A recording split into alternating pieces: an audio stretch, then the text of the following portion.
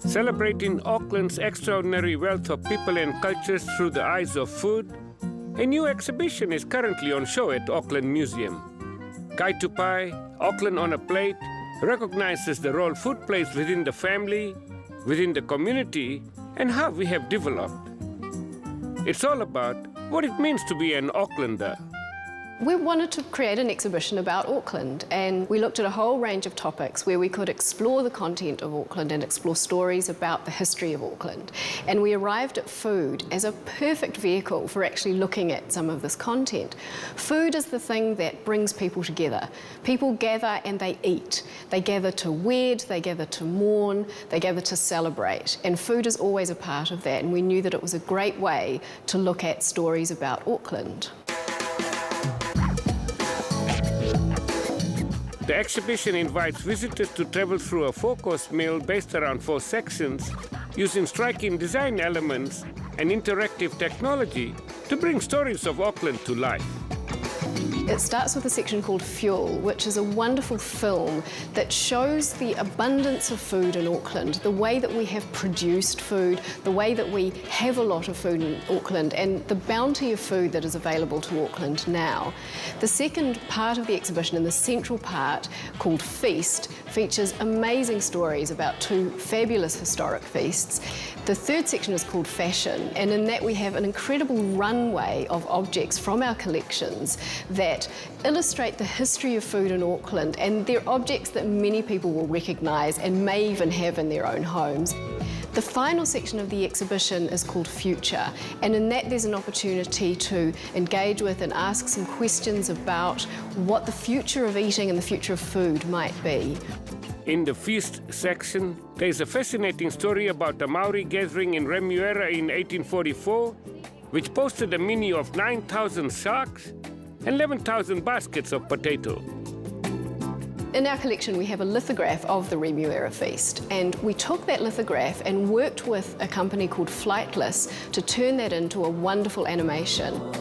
The company that worked with us on the animation were actually able to take parts of the original lithograph to redraw them for this interactive and then animate them. Visitors will be able to explore the lithograph and, moving the screen, find out more and more detail about it. What do we have here, Amanda? Part of what we wanted to do was have the ability for people to actually come in and have a sensory experience in the exhibition, and obviously we wanted them to have some wonderful food smells. So you can engage with these, you can lean in and you can smell aromas of food coming out of these. Let me try this. Yeah.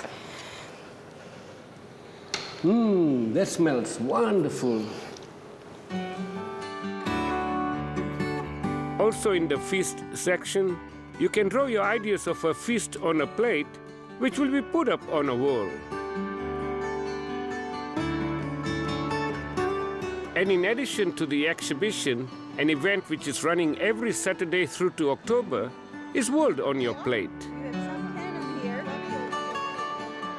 The diverse ethnic groups which make up Auckland will showcase their cultural cuisine with live cooking sessions, food tastings, talks and performances. Today, the aroma and flavor of Chinese cuisine is on show, where chefs, including food editor Connie Clarkson, who is also a Kai Tupai ambassador, takes center stage. Not Chinese sausages, that's pork sausages. It's about... I think when I arrived in the country 35 years ago, and this was into Dunedin, and I came from Singapore where, you know, food was hugely different, foods were hugely of abundance. And I was so grateful that the Chinese community was around me at that stage because the ingredients were there. The Chinese have been around New Zealand for many, many, many, many years, and the legacy that the Chinese community has put into New Zealand and into Auckland is second to none. The support by the Auckland community today has been outstanding. The foyer of the museum has been full of people. There has been a cacophony of noise, there were dances, there were martial arts demonstrations, there was food demonstrations.